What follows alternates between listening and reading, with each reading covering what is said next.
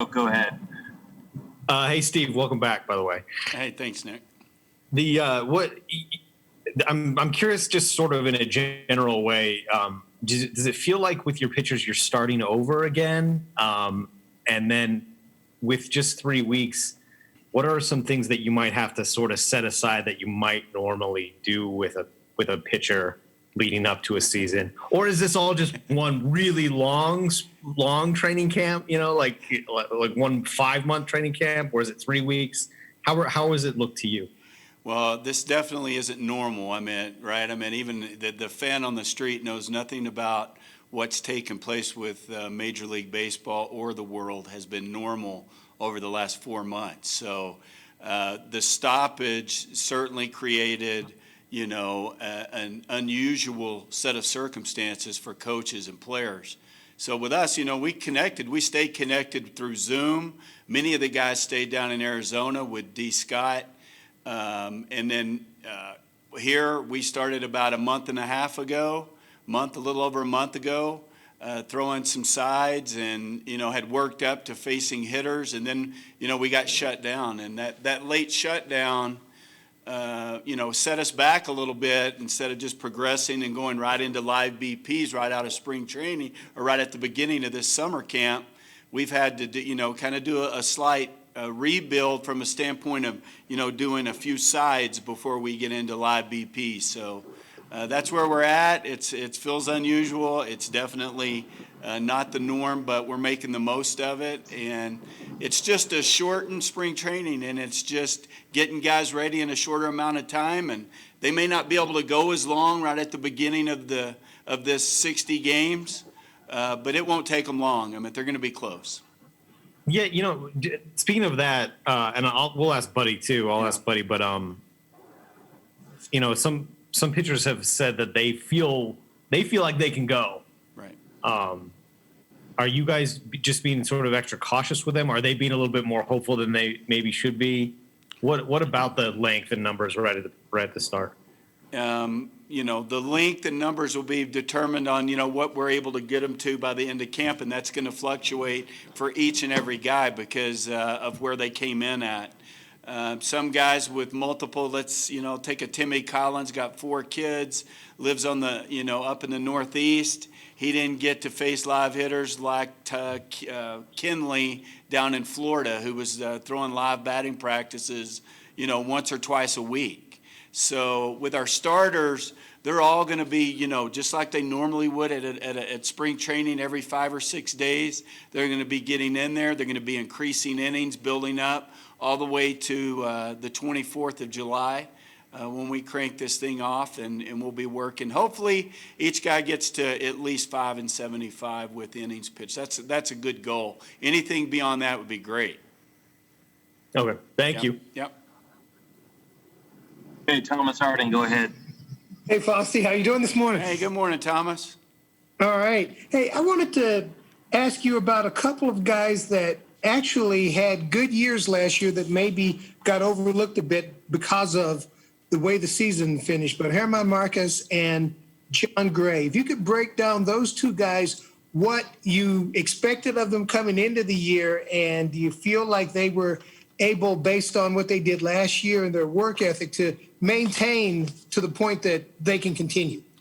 Thomas, those two guys are incredibly humble guys, hardworking guys, still young. The ceiling is still high, but reaching that ceiling, for them, they've already come such a long way. The hope is always high when you have their ability, their humility, their work ethic.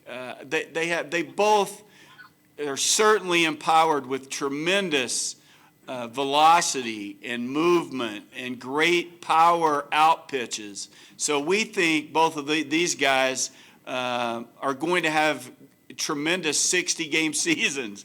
But we also expect Kyle Freeland to bounce back. Kyle's gone back to a more traditional delivery. We feel like he's more in line, more directional with his pitches, and we feel like that's going to help him. A couple of years ago when he succeeded so well, we had, a lot of the times he was doing the double pump with his leg, and that was all separation over the rubber to help him with timing out front. And, it's kind of changed over time now to where it's a traditional delivery, and he's done it all off season. He did it during spring training. He's had an additional 4 months with it, and we feel like he's going to have a good year. And really, the greatest strides of all these guys for me is Antonio Senzatella. And it was the things done behind the scenes last year at the end of the season that he stuck with through the offseason and came into spring training with. His velocity's up. His breaking pitches are sharper. The Rapsodo tells me his numbers have increased in spin rate and vertical. And, he's just gotten better. And he's already done well. But these 4 guys, along with Chi-Chi and Hoffy and a few others competing, we feel like, Thomas, that we can compete with anyone with our starting pitching. Hey, with Gray, Yep. what did you see from him last year that you thought really came together? And then to not follow up, wanted to ask specifically about Marquez, also in that same vein. Both guys grew in areas. Number one, experience always helps. Every time you go out there, you should get at least 1% better, right? So just the experience both of them have gained have helped them in Major League Baseball games. With John Gray, his ability to pitch up at the top of the zone to all 4 quadrants really improved. His slider and consistency with vertical, his consistency with strike throwing in and out of the zone. Early in the season, John had elevated walks, if you recall, Thomas, and we did some things with his delivery, just keeping him separated and timing, and it really helped him a lot, and that's a critical piece for him. But overall, I thought John had a great year. He finished strong before he broke his foot. His last outing against the Marlins, he punched out several through a shutout through 8 innings. And so it was unfortunate that his season got cut short. But his numbers continue to just keep getting better and better, as well as German Marquez continues to get better. He repeats his delivery. He's able to pitch again, just like Johnny, to all 4 quadrants. The critical piece for both guys is being able to locate down and away with the heater at any moment, and that comes with command, and that comes with experience. And both guys have gotten better in both, especially with their command. I think you're going to see, Thomas, an improved changeup with both guys, and you could talk to both guys about it because they put a lot of time and effort into it, and it's a pitch that sometimes does take a little longer to get, being a field pitch. Thank you. Yep. All right, Patrick Saunders, go ahead. Bosty, good to see you. You doing well? You bet. Thanks, Patrick. Good to see you. You too. A few questions here. Let's start off with one on Peter Lambert. I know Buddy indicated the other day that for obvious reasons, he's a little bit behind schedule. Mm-hmm. My main question for you on Peter, two-part question. One, how concerned when he did go out of that game in spring training were you guys that it was going to be a serious injury?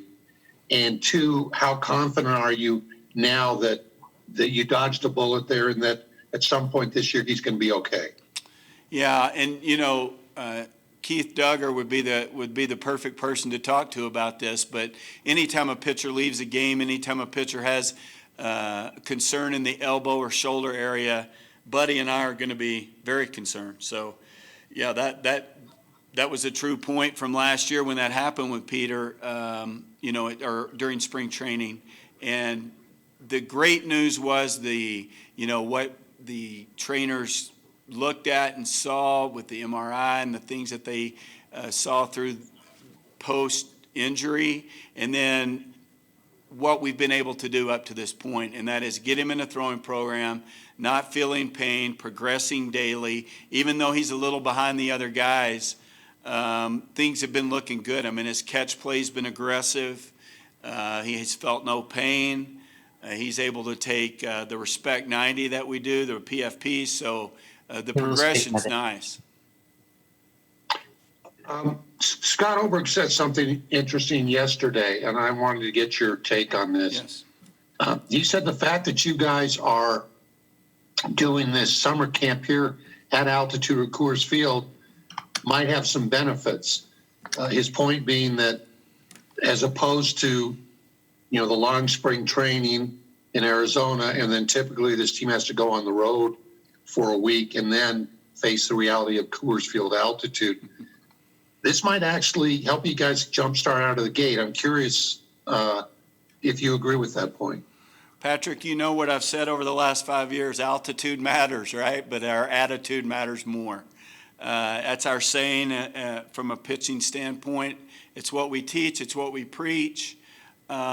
Certainly being in altitude for a longer period of time for any athlete is going to help you adapt better. You get to see what your pitches do over a longer period of time. You know, your lungs, your breathing, all of it, the way you recover. So the longer that we're here, the better off that we are from a standpoint of adaptation. And we look at this place from a pitching standpoint. Number one, we love the city of Denver.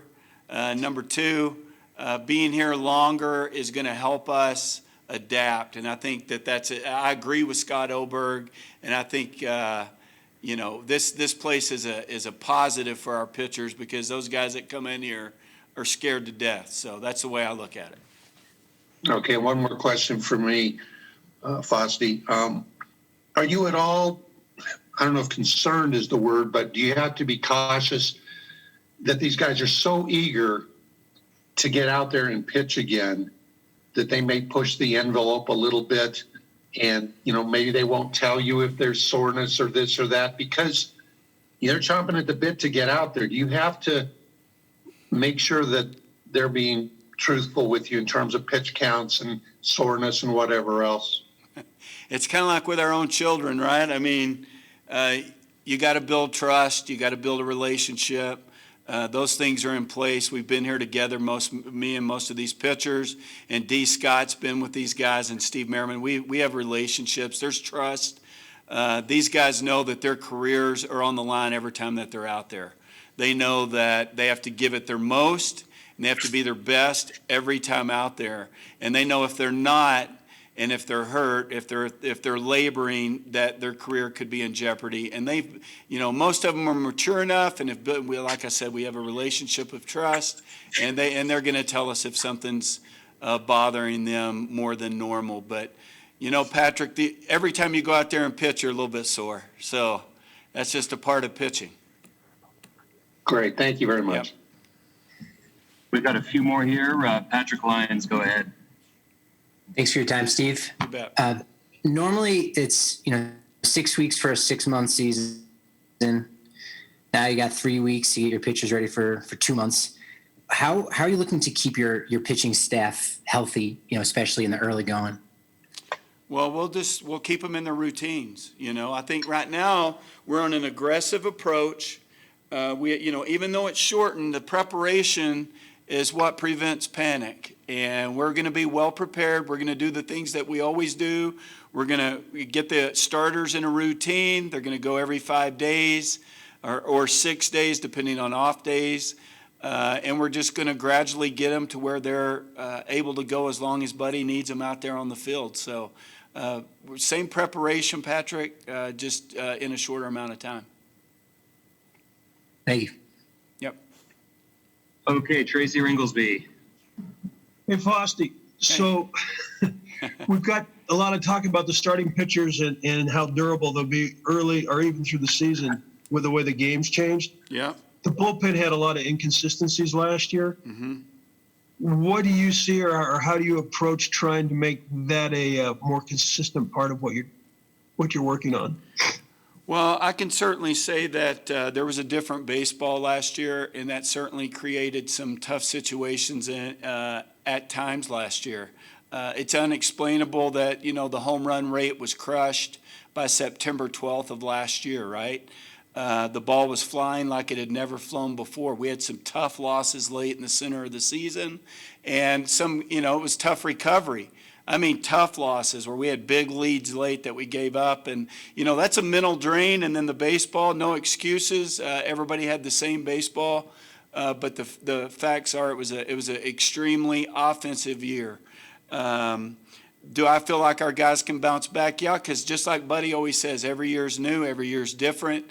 And I believe in the mental toughness of the guys that we have back at the back end. And, you know, when you're talking about Wade Davis, there aren't many speed bumps in that career, Tracy. If you look at his history and you look at the things he's achieved in his life in baseball, there's not any consistent, you know, long-term poor seasons. I mean, he's got a track record of success, and his mental toughness, I trust he'll bounce back. And Estevez has come on, Diaz has come on, Scott Oberg has taken a big leap in leadership and his ability to pitch big innings. And you know, other guys have certainly filled some roles, and we have some new guys like Daniel Bard and Tyler Kinley and Tim Collins, guys that have shown up at spring training as veterans that are going to be competing with a few of our other younger guys. So I think our bullpen can be the strength of our team, just like it was 2 and 3 years ago when we went to the playoffs.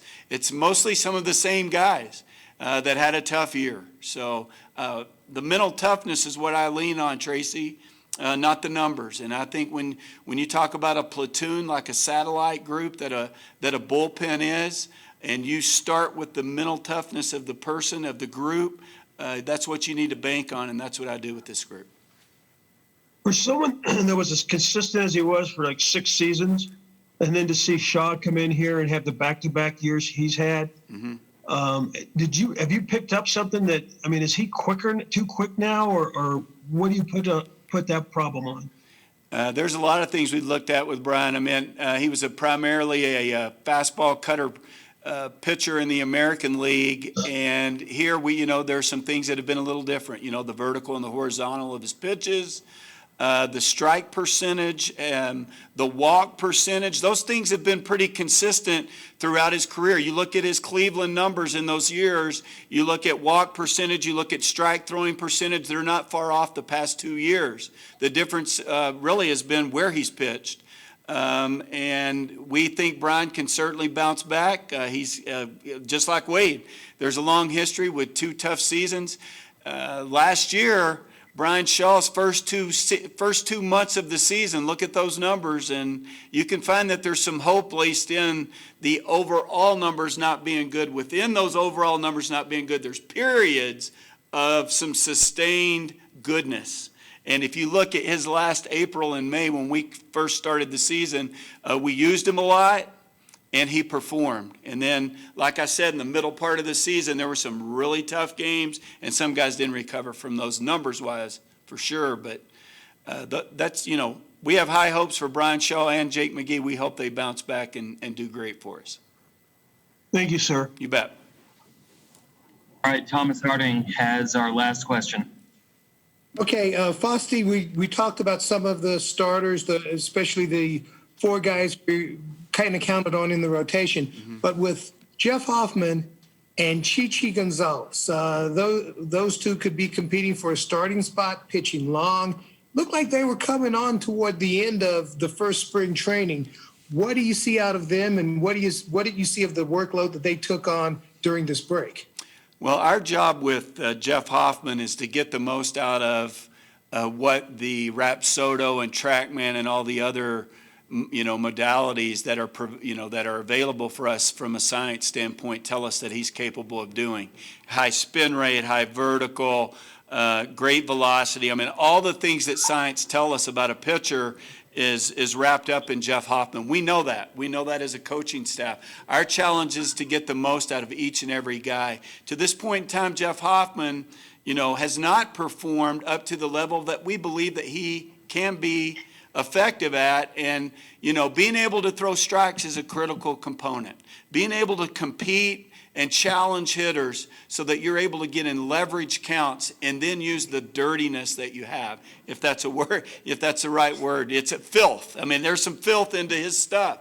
I mean, the breaking ball is a late drop, but you got to be able to throw it for strikes and strike counts, and you got to be able to throw it for balls or strike to ball in leverage counts. And so some of that is mental toughness. Some of that is ability to not be afraid of contact. Some of that is ability to, no matter where you're at on the planet Earth, to pitch, to be able to compete and throw against the best hitters in the world.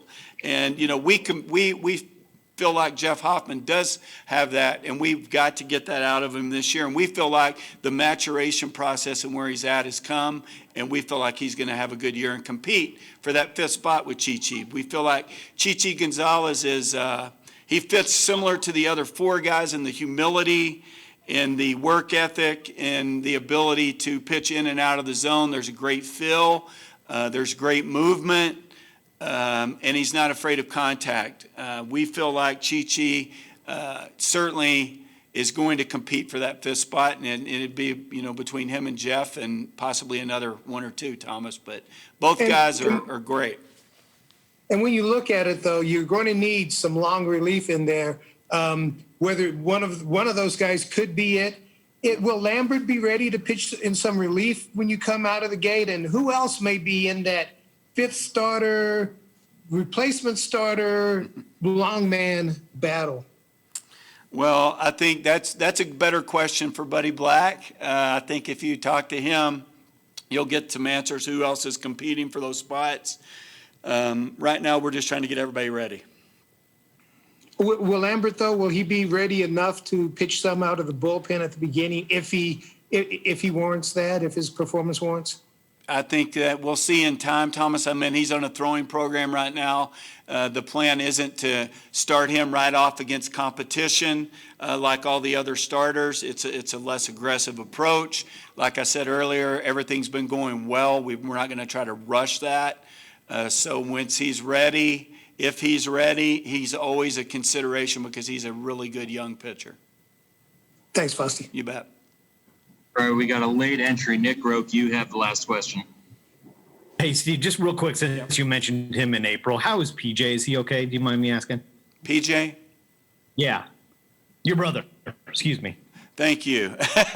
I started thinking, what baseball player we have here that we named PJ? Yeah, sorry. PJ is waiting. Thank you for asking that question. He made it home from the China Sea and has been in Washington, the state of Washington, not Seattle, north of there. And he is up there awaiting his release and physical, along with several other servicemen that have served in the armed forces for many years that are just waiting for their release and final physical so that they can go home to their families. And he's been there for several weeks, and he's certainly looking forward to being back with his wife and children, and we certainly are encouraged that he's home. Awesome. Thank you. Thanks.